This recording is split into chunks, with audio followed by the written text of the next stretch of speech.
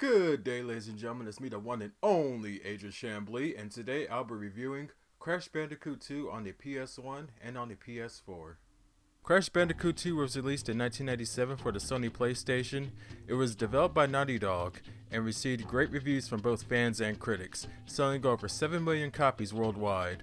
This is probably my favorite Crash game in the franchise, and you'll find out why. Let's start with the story. It begins right after the events of Crash 1, with Cortex falling after his failed attempt to defeat Crash. He lands in a cave and discovers a master crystal and figures he can use it to take over the world.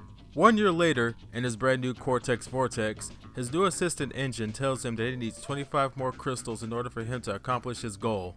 And since he has no friends on Earth, he decides to manipulate his enemy, Crash, into doing his dirty work and helping him capture all the crystals. The story is this game's weak point, and here's why. You know from the get-go that Cortex is using Crash, and it would have been much better if they didn't spoil that Cortex was the main villain in the beginning. You find out that Cortex's former assistant, Embryo, had a falling out with Cortex, and Embryo wants Crash to collect gems instead.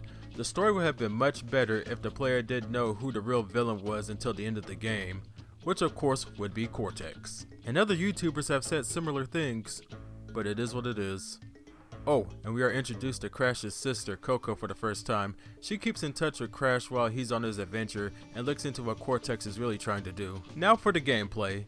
It's much improved from the first game. The controls aren't as heavy as they were in the first game. Crash is much easier to control, and he has some new moves to go along with his old moves. He can still spin and jump, of course, but you can now duck, crawl, and slide.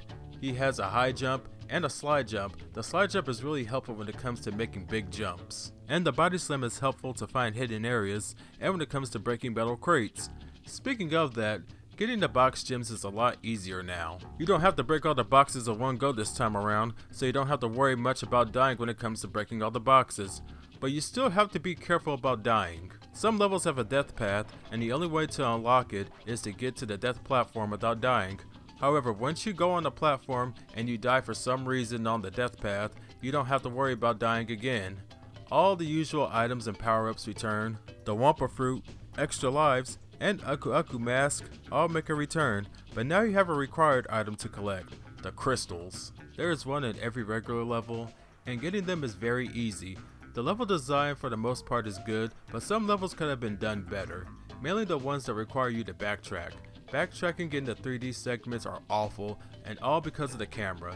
It doesn't scale back for you, and you can easily get blindsided or fall into a pit. And you have vehicles now. Well, 2 of them at least. You get a jet board, which is pretty cool, and a jetpack, which is not so good. Yeah, the jetpack is a little difficult to control, but I've controlled worse vehicles in video games. Graphically, the game looks better than the first. It's brighter and more colorful. I love Crash's design this time around, as well as the other characters. The music is awesome. This is probably my favorite soundtrack in the series. Don't get me wrong, I love the music in the first game, but this game improved on it in a major way. I like the sounds too, especially the screams the scientists make when you defeat them. Overall, this game is a major improvement from the first. The controls, the graphics, the music, almost everything is improved in the game, except for the backtracking segments, of course. This game gets an A. The gameplay, controls, graphics, and music are a major improvement from the first, but the backtracking does bring the game down a little. Now for the Insane Trilogy version. Of course, this version has much improved graphics. Some of the controls are improved too, except for the jetpack. You can use the joystick this time around, and I actually prefer it in the 3D segments. The 2D segments, however, I would stick to the D-pad, and the backtracking in the 3D segments are still terrible. Some of the jumps will require you to use the slide jump in areas you didn't need to in the original. Also, the scenes where Cortex is talking to Crash doesn't look as good as it does in the original. The production of those scenes in the original are just better in my opinion.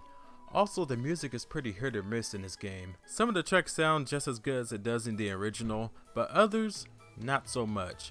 They're not bad, but they could have done a lot better. The sound effects are really good though, and the lighting in the levels are amazing. So overall, I would give this version an A-. The graphics, sound effects, and controls are great, but the music and backtracking is an issue. Thank you very much for watching, ladies and gentlemen, and remember, if you liked this video, be sure to smash that like button, give that subscribe button a good KO Punch, and I will see you next time. Thank you all once again. You all have a nice day. Take care of yourselves. Be safe. And remember, geek, gaming, and nerd culture is for everybody. And let's keep things fun.